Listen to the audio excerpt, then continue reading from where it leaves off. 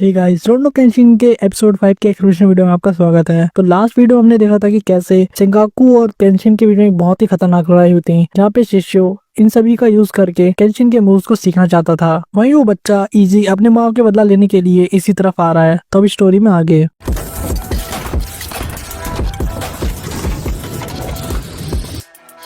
इस एपिसोड की शुरुआत वहीं से होती है जहाँ पे सेंगाकू और केंशिन के बीच में एक बहुत ही खतरनाक फाइट हुई थी और सेंगाकू ने अपना लास्ट मूव चला था मरने से पहले, लेकिन केंशिन ने उसे जान से नहीं मारा बल्कि एक ऐसा खतरनाक अटैक किया जिसका वो बेहोश पड़ा है। और इसे देखकर साइतो से कहता है कि ऐसे कमजोरी दिखाना बहुत ही जानलेवा हो सकता है, लेकिन केंशिन कहता है कि इन सबसे कोई फर्क नहीं पड़ता क्योंकि जब दया दिखाने की बात आएगी तो आपने सच्चे सर पे ऐसा कुछ भी नहीं करने वाला। वही हम देख पाते हैं कि मीसाओ और वो बच्चा कमरे के बाहर से दरवाजे से छुप के सब चीज देख रहे थे। जब मीसाओ को ये सब चीज समझ तो नहीं आ रही थी, लेकिन उसे पता था कि ये बहुत ही अमेजिंग है। और मीसाओ के मन में अभी भी चल रहा था कि अभी भी हमें अपने आप को छुपा के रखना होगा, हम सबके सामने अभी नहीं आ सकते। लेकिन साइतो उनको कब का नोटिस कर चुका था और दरवाजे खोल के उन्हें कहता है कि तुम लोग बाहर आ सकते हो, अब छुपने की कोई जरूरत नहीं है, लेकिन तुम लोग हमारे पास ही रहना। और केंशिन भी इन लोगों को नोटिस कर लेता है। वही शिशु कहता है तो इस टेक्निक को रियो शोसेन कहते थे, जहाँ वो एनालाइज करता है कि कैसे केंशिन ने अपनी स्वॉर्ड की जहाँ पे धार नहीं थी उसे सेंगेकू के गले पे लगाया। जहाँ अगर वो धार वाली चीज को यूज करता तो उसे मार भी सकता था, लेकिन उसने ऐसा नहीं किया।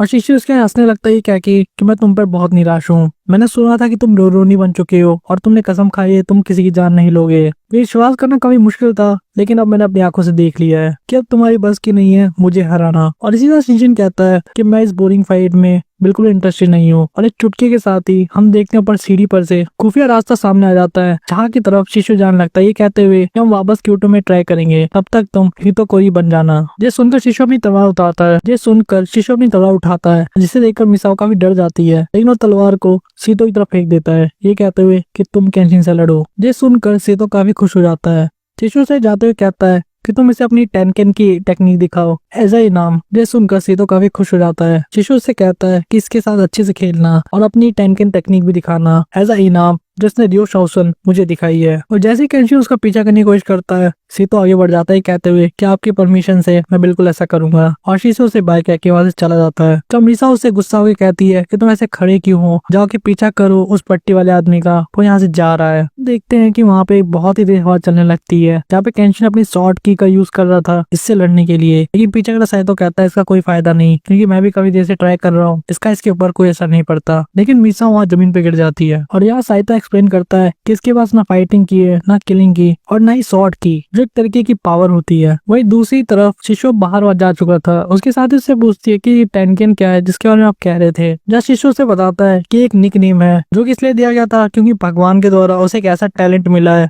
जो उसकी तलवार के लिए है। वहीं साइतो कहता है कि मुझे लगा ही था कि तुम इसकी की को समझ नहीं पाओगे और इसीलिए कोई भी मूव उसको देख कर करना बहुत ही मुश्किल है, और सबसे बेस्ट चीज या सबसे बढ़िया प्लान वही होगा कि अपने सबसे फास्टेस्ट मूव को इसके ऊपर करो। जिसे देखकर सीतो कहता है कि तुम बात्सो जत्सु का यूज करने वाले हो, तो ठीक है मैं भी यही करूंगा। और वो भी अपने पोज में खड़ा हो जाता है अपनी कटानों को लेकर। और काफी देर तक एक दूसरे को घूरने के बाद वो दोनों अपने टेक्निक का यूज करते हैं, तो उनकी तलवारें आपस में टकरा जाती हैं। वही हम चिंचू को देखते हैं जो कह रहा होता है कि दोनों बराबर हैं, लेकिन उसे किसी भी तरह का रिग्रेट नहीं है मारने के लिए। वहीं दूसरी तरफ हम देखते हैं कि केंशिन की तलवार टूट गई है, क्योंकि बत्तोसाई ने कसम खाई है कि वो कोई भी किसी को जान से नहीं मारेगा, और जब तक केंशिन अपनी इस कसम को नहीं तोड़ता है तब तक वो उसे नहीं हरा सकता। जब सीतो ये देखकर खुश हो जाता है कि मैच खत्म हुआ, लेकिन पीछे साइतो कहता है कि मैच ड्रॉ रहा क्योंकि अब कोई भी लड़ने की हालत में नहीं है। और हम नोटिस करते हैं कि सीतो की तलवार पूरी तरह से टूट चुकी है। और मिसा भी देख के खुश हो जाती है कि ये है मेरा ही मुरा। जहाँ पे सीतो कहता है कि खतरनाक तलवार अब वापस ठीक नहीं की जा सकती, और ये तलवार शिशु की थी फिर भी ये टूट गई। और तो कहता है कि आज का मैच ड्रॉ रहा, जहाँ पे कोई भी विजेता या कोई भी हारा नहीं, लेकिन आज के लिए तुम्हें मुझे यहाँ से जाने देना होगा, और अगर पॉसिबल हो तो मुझसे फिर से फाइट करना,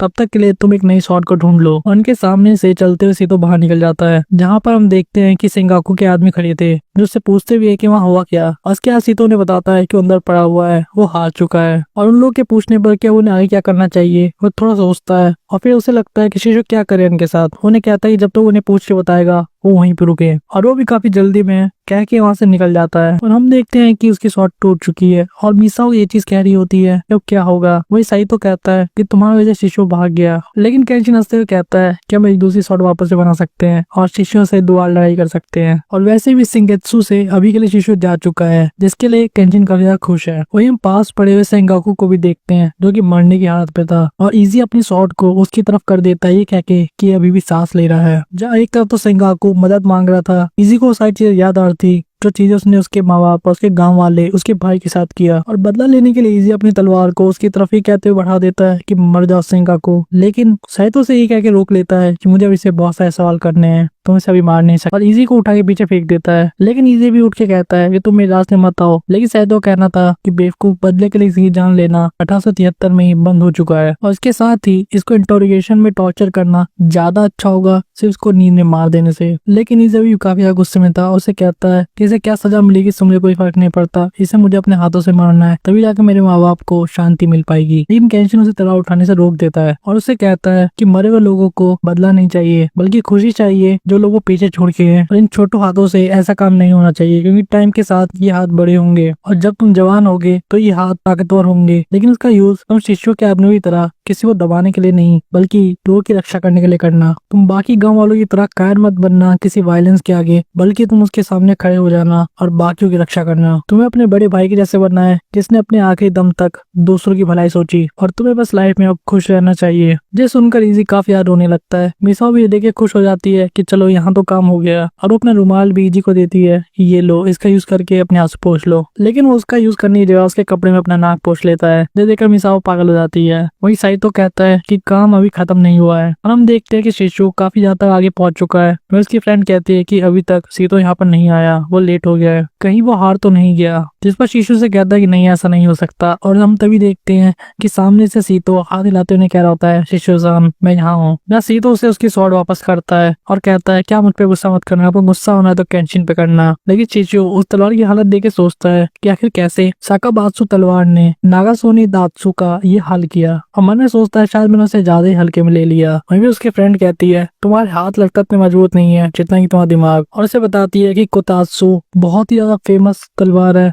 जो कि सबसे ज्यादा 31 सॉर्ड्स के बीच में से एक मानी जाती है, और किसी भी तलवारबाज के लिए ऐसी तलवार मिलना उसके लिए कुछ भी देने के लिए तैयार हो सकते हैं। जिस पर सीतो उससे पूछता है तो क्या ये बहुत महंगी है, और उसके जवाब में उसे पता लगता है कि ये इतनी महंगी है, इसका कोई प्राइस ही नहीं है, लेकिन अब ये पूरी तरीके से टूट चुकी है, और इसके लिए इमुरा को खोजती भी है कि कितना बेकार इंसान है। वही शिनशियो अब इससे पूछता है क्या तुम मेरे लिए एक काम करोगे, जिसमें हंसते हुए सीतो कहता है कि अगर मुझे आप इससे पैसे नहीं मांगोगे तो कुछ भी, और शिशु से कहता है कि सारे जुपुनो शित्सु को क्योटो लेकर आओ, वो भी एक बार में। और शिशियो उसके पीछे यही रीजन देता है कि उसके अंदर से वो खूनी हथियार वापस निकाल के लाना चाहता है, चाहे उसके लिए उसको जोर जबरदस्ती क्यों ना करनी पड़े केंशिन के साथ। वही शिशियो ये चीज सुन के हंसने लगता है और कहता है आपको इस समय मजा आ रहा है क्यों, है ना। लेकिन शिशियो कहता है कि नहीं, अपना मुंह बंद करो, थोड़ा बहुत तो आ रहा है लेकिन अब हमें चलना चाहिए। वहीं जाते शिशियो को लगता है कि शायद मैं कुछ भूल रहा हूँ। हम देखते हैं कि जितने भी सेंगाकू के आदमी थे उसे गाँव वालों ने बांध दिया है और उन्हें एक जगह लेके जाया जा रहा है। हम दूर से देखते हैं केंशिन, पुलिस वाला और मिसाओ खड़े होकर ये सब चीज देख रहे थे, जब सेंगाकू की बॉडी को भी लेके जाया जा रहा था।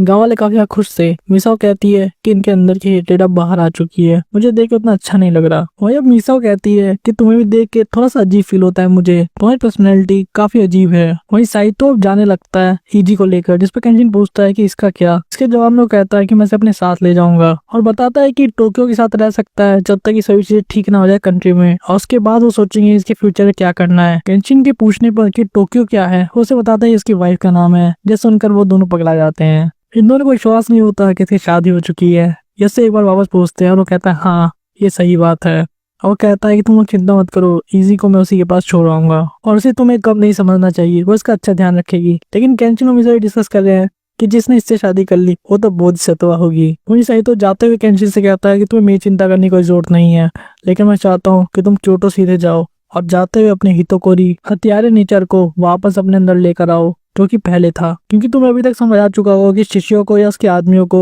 एज अ रोरोनी तुम कभी हरा नहीं सकते।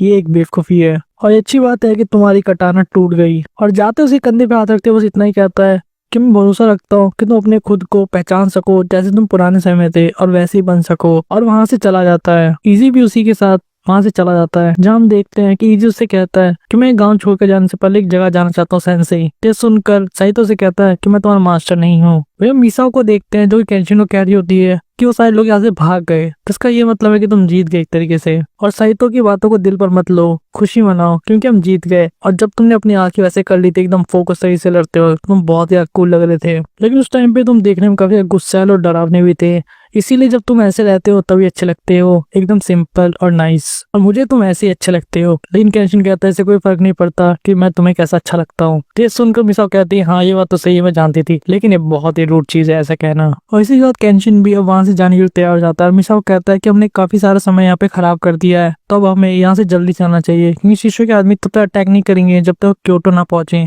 इसलिए हमें टोक्यो की तरफ बढ़ना चाहिए। इसी के साथ केंशिन ये बताता है कि उसे भूख भी लग रही है, लेकिन मिसाओ सुनिए गुस्सा हो जाते और कहती है तुम मेरा मजाक उड़ा रहे हो। और वो अपनी डीमन एंग्री बर्ड किक का यूज करके उसे मारती है और हंसते हुए उसे अपना खाना ऑफर करती है जो लंच ये लाई थी। केंशिन उसे देख के कहता है इसके अंदर कुछ है तो नहीं ना। वही केंशिन इसे एक्सेप्ट कर लेता है और खाते हुए जा रहे होते हैं, जहाँ पे केंशिन इसकी तारीफ भी करता है कि सही में अच्छा बना है। मिसाओ सुनी काफी खुश होते हुए कहती है कि आओशी और मेरे दादाजी हमेशा इसकी तारीफ करते थे। जिस पर केंशिन कहता है तो क्या हम फिर से उनकी बात करने वाले हैं, जिस पर मिसाओ कहती है हाँ क्योंकि और बहुत सारा टाइम है क्योटो जाने तक। वही केंशिन अपने मन में सोचता है कि मैं हितोकोरी या हत्यारा बनूंगा कि नहीं, इसका आंसर सिर्फ क्योटो में है तो मैं वहीं जाना चाहिए। वही हम देखते हैं कि साइतो अब जाने के लिए तैयार हो गया है और एपिसोड के एंड में देखते हैं कि सासुके भी क्योटो के लिए निकल चुका है, लेकिन वो अपने आप को कहीं खो दिया है जंगल के अंदर।